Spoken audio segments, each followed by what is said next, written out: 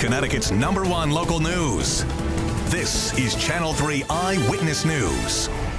Hi, I'm Caitlin Nuclo. Eyewitness News is your vaccine authority, and this week is the first full week in which anyone 16 and older can get a COVID vaccine in our state. Many vaccination sites were closed on Sunday for the Easter holiday. Channel 3 Eyewitness News reporter Aya Galal says long lines are expected today. The Easter holiday slowed down Connecticut's vaccination efforts. None of the major sites were open on Sunday. On April 1st, eligibility opened up to those who are 16 to 44 years old, the final group of Connecticut's age-based rollout.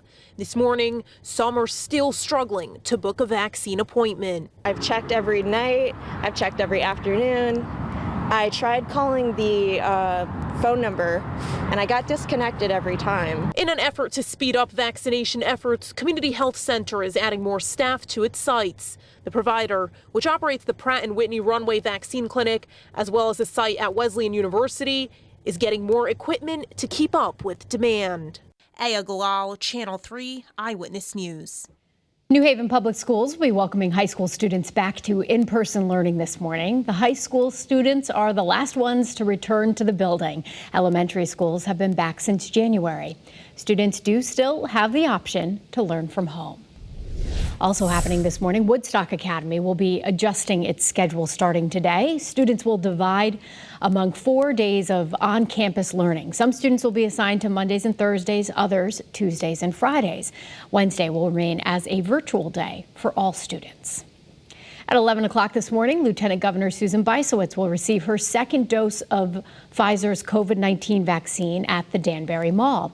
She became eligible to receive her first dose when the state expanded eligibility to include everyone over the age of 55 back on March 1st. Hi, everybody. Good morning. A beautiful start out there with partly to mostly sunny skies, and we're expecting mostly sunny skies during the day today. 7:02 is now the time on this 5th day of April. It is Monday, and we start off with a dry early warning radar, which is good news or bad news. We do have the brush fire potential during the day today. So with gusty winds and low dew points, low humidity, it's going to be a little tough out there, so you're going to have to be vigilant. If you see something, say something, report it immediately in terms of brush fires. Roads are dry, skies are clear. Just isn't that, I mean, just enough cloud coverage to make for an absolutely gorgeous start in Hartford with an incredible temperature of 47 degrees this morning. Equally nice in New Haven, 47 degrees there under partly to mostly sunny skies. And we're expecting mostly sunny skies during the day today with temperatures topping out close to 60 degrees. It's going to be amazing, just like yesterday. More of the same for the shoreline. Temperatures topping out close to 60 degrees with abundant sunshine. And the temperatures this morning, nobody's in the 30s with the exception of a couple of towns in Northwest Connecticut. I got a couple of emails. Cynthia in Falls Village at 36, Merrill and Sharon, she's got 39, but I mean, the numbers are good. Now, don't get me wrong, you got to factor in a little bit of a breeze. I'll get to that in a second, but look at the temperature differential from yesterday. We're up anywhere from 7 to 22 degrees warmer than where we were just 24 hours ago. And the winds are sustained out of the northwest, anywhere from 7 to 12 to 14 miles, 15 in Groton. That does make it feel a little bit cooler, like it's in the mid to upper 30s and low 40s out there. So grab a jacket as you're heading out the door, but you won't need it by later on this afternoon. Sunny and breezy today, and it looks like a good week ahead. Nice quiet weather. All right, we've got a storm system to the north and east of Connecticut. It's retrograding. That means it's moving back in our direction. Let me widen out the shot here. You can see it just sitting and spinning over Nova Scotia. And it is just kind of hugging the coast there, so it's bringing some rain to the Cape and the islands, but not for us here in Connecticut. We might just see a little bit of cloud coverage in northeast and southeast Connecticut, but that's about it. As you're going to notice, we're going to stay dry through the day today. Tonight will be clear. And then tomorrow looks amazing as well, with partly to mostly sunny skies all over again, temperatures in the low 60s. Now, the wind today is going to be a little persnickety. It is going to gust in excess of 35 to 40 miles an hour. So you're going to have to keep your hands on the steering wheels and keep that hat on your head as we are taking a look at winds, again, gusting 35 to 40 miles an hour during the day today. That'll make the temperatures feel a little bit cooler, but when you get to 60 degrees, not too much of a wind chill. 56 in Salisbury, 57 in Torrington, 60 in the Connecticut River Valley. 61 in New Haven, 62 for Bridgeport. You got to love those numbers. And your 7-day forecast, you got to love this. With partly to mostly sunny skies, expected a nice tranquil week of weather. The next chance for any scattered shower activity won't come until Saturday with cooler temperatures. And those showers on Saturday are iffy. So some of the models have it coming in, some of the models have it staying away. So we'll certainly have to keep you posted.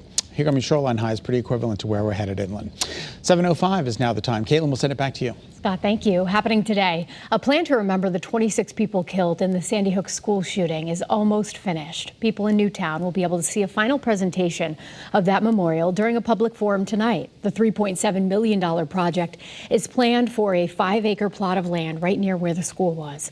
It will include a nature walk and a reflection pool, and there will be a vote at the end of the month about this. If the plan is approved, construction could start this year.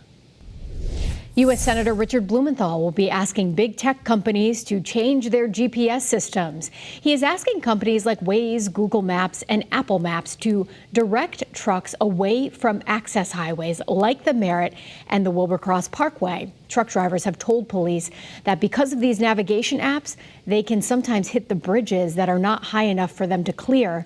That can result in massive traffic delays. One bridge on the Merritt has been hit nearly 150 times in the last decade.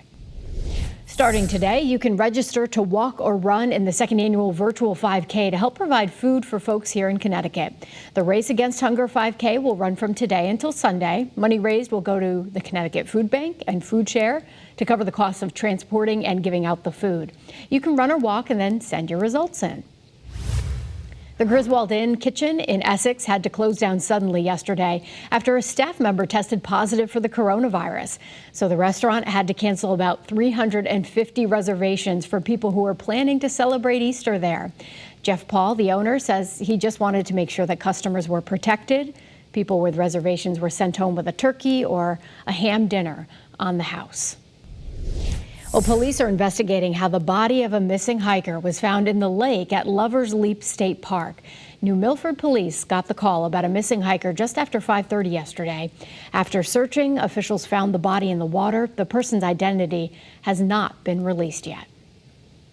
Thanks so much for tuning into Eyewitness News. Remember, you can get news and weather updates anytime on the Channel 3 app. Have a great day.